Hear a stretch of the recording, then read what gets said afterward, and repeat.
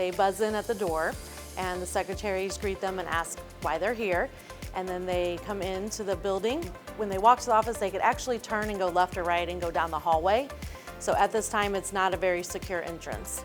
There's times where we have to actually come out and greet someone or stop them as they start to go somewhere in the building. So if Prop S passes, the whole front entrance will be more secure. So it will still have a buzzer type system to let people in, but they'll actually go into a secure area.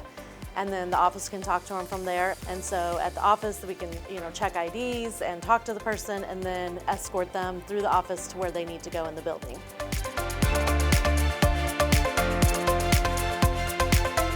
At this time, Beasley has bathrooms on the first floor and second floor, just one set of bathrooms. We're actually going to be adding a whole set of bathrooms down on the wing by our library. So we'll have more access. Right now, all the classes on that side of the building have to have pretty far walk to go to the bathroom. And then our current restrooms will be renovated. So we will have new fixtures, and we have very old stall systems that have not been updated in a long time, and fixtures and sinks and things like that. So everything would be renovated and, again, more accessible. So when we're talking about handicap accessible and things like that.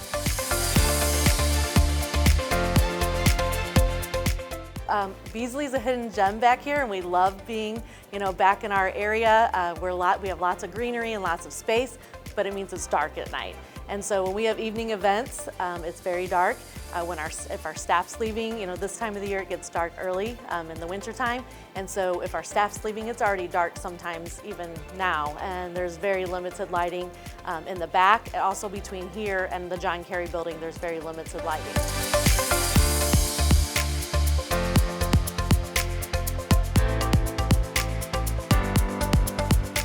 Parking's always a challenge. We have very limited spaces out front, and we have a parking lot in the back.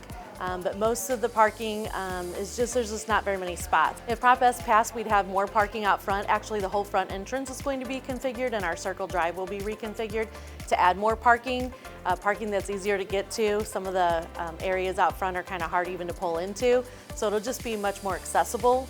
We'll also have some more parking outside of our gym area.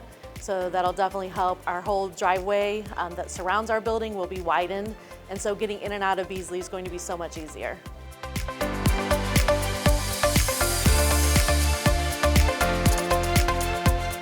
HVAC equipment, the lifespan is about 20 to 25 years.